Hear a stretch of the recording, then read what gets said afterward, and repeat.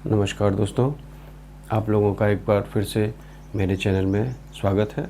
और आज हम लोग चर्चा करने वाले हैं सिमो कोड द्वारा प्रोवाइड की जाने वाले प्रोटेक्शन के बारे में। आज हम इसके बारे में विस्तार से जानेंगे। हम लोगों ने लास्ट चैप्टर में कुछ डिस्कस किया था कि सिमो कोड हमें क्या क्या प्रोटेक्शन प्रोवाइड करता है। ओवरलोड का प्रोटेक्शन प्रोवाइड करता है, अनबैलेंस करंट का प्रोटेक्शन प्रोवाइड करता है, अर्थ फॉल्ट का प्रोटेक्शन प्रोवाइड करता है, स्टॉल्ड रोटर का प्रोटेक्शन प्रोवाइड करता है और करंट लिमिट का प्रोटेक्शन ये प्रोवाइड करता है। तो आज हम लोग एक ओवरलोड और अनबैलेंस के बारे में डिस्कस करने वाले हैं। मैंने यहाँ पे एक चार्ट बना रखा है जो कि ओवरलोड का एक चार्ट है, आप देख सकते हो, जिसमें मैंने क्लास के अकॉर्डिंगली एक ग्राफ बनाया है जो आपका ट्रिपिंग क्लास 5, क्लास 10, 15, 20, 25, 30 ऐसे क्लास ट्रिपिंग क्लास होते हैं इसमें। और एक टाइम एक्सिस और करंट एक्सिस के अकॉर्डिंगली मैंने एक पाराबोला का एक ड्रॉ किया है। तो एक इक्वेशन आप लोगों को समझ में आता होगा, जैसे कि करंट जैसे जैसे आपका बढ़ेगा तो आपका ट्रिपिंग टाइम कम होता है। Means current is inversely proportional to time होता है। Okay, current is inversely proportional to time होता है। मतलब जैसे जैसे आपका करंट बढ़ रहा है तो आपका टाइम घट रहा है, ट्रिपिंग टाइम घट रहा है। आपका करंट कम होगा तो ट्रिपिंग टाइम ज़्यादा होगा। ठीक है दोस्तों, तो यहाँ पे एक जो बेसिक सेटिंग हम लोग करते हैं, मोटर का जो नेम प्लेट का बेस सेट करंट हम लोग जैसे डालते हैं 100% डाल दिया, 10 एचपी की मोटर है तो 14 एम्पीयर डाल दिया उसका करंट। तो ये जो जोन बनता है, ये जो ड्राइंग है ओवरलोड का जोन होता है, यहाँ पे 1.15 टाइम्स ऑफसेट करंट के बाद ही ये ओवरलोड का जोन में आती है मोटर। उससे पहले कोई भी ट्रिपिंग नहीं होता है। तो ओवरलोड का जो जोन होता है 1.15 टाइम्स होता है।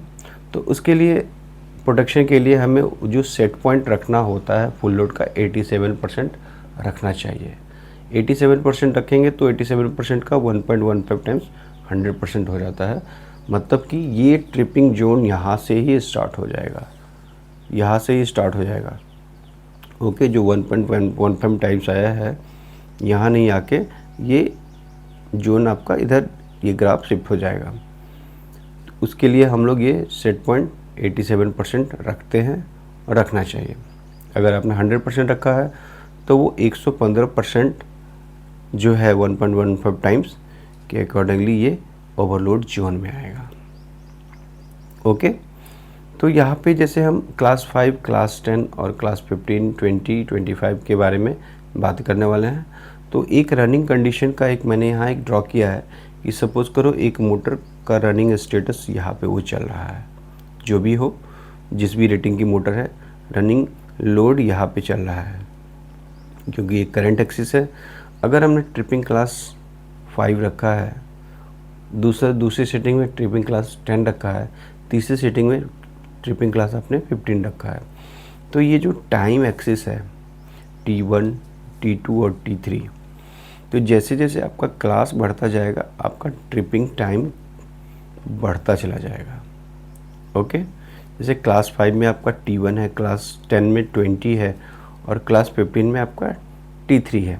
ओके, तो T1, T2, T3 एक दूसरे से डिफरेंट है। T1 से T2 बड़ा है, T2 से T3 बड़ा है। तो जैसे जैसे आपका क्लास बढ़ेगा आपका ट्रिपिंग टाइम बढ़ता चला जाएगा। तो स्टैंडर्ड के हिसाब से जो भी आपका एप्लीकेशन है, बेसिकली हम लोग क्लास 10 रखते हैं। अगर हाई एक्यूरेसी की मोटर है, आपकी क्रशर है, कहीं पे कंप्रेसर में अगर आप लोगों ने सिमो कोड यूज़ कर रखा है तो आपको क्लास 15 या क्लास 20 रखना चाहिए। और नॉर्मली आपके कोई छोटे पंप हैं, कन्वेयर्स हैं, एलिवेटर्स हैं, फैंस हैं, वहाँ पे आपको क्लास 10 रखना है। और हायर एक्यूरेसी के लिए आपको क्लास 5 में जाना चाहिए। ओके, दूसरा टॉपिक हम लोग ले रहे हैं अनबैलेंस करंट का। अनबैलेंस करंट क्या होता है, या जिसको सिंगल फेजिंग भी बोल सकते हैं। सिंगल फेजिंग बेसिकली किसी एक फेज में अगर आपका एम्पियर 0 हो जाता है, रनिंग लोड 0 है, वो 100% सिंगल फेजिंग है और 100% अनबैलेंस हो गया। ओके, और अनबैलेंस करंट को हम लोग कैलकुलेट कैसे करते हैं? कैलकुलेट करने के लिए हम लोग पहले जो रनिंग लोड है उसका मीन वैल्यू निकालेंगे। जैसे आपका I1, I2, I3 को ऐड करके डिवाइडेड बाय 3 किया तो ये मीन करंट निकल गया। ओके, उसके बाद calculate the maximum difference with mean.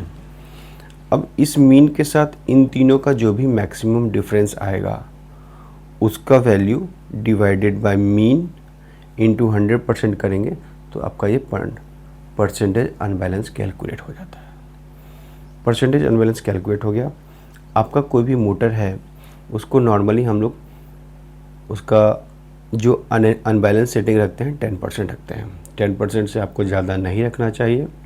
कहीं कहीं किसी किसी क्रिटिकल कंडीशन में आप रख सकते हो जहाँ पे लोड अप डाउन होता रहता है, वैरी होता रहता है, लेकिन स्मूथ ऑपरेशन के लिए आपको 10% अनबैलेंस से ज़्यादा नहीं रखना चाहिए। उसमें ट्रिपिंग करंट का जो सेटिंग है, ट्रिपिंग टाइम का 0.5 सेकेंड, 1 सेकेंड आप रख सकते हो। ओके, तो आशा करता हूँ कि ये जानकारी आपको अच्छी लगी होगी, तो जुड़े रहिएगा। Thank you.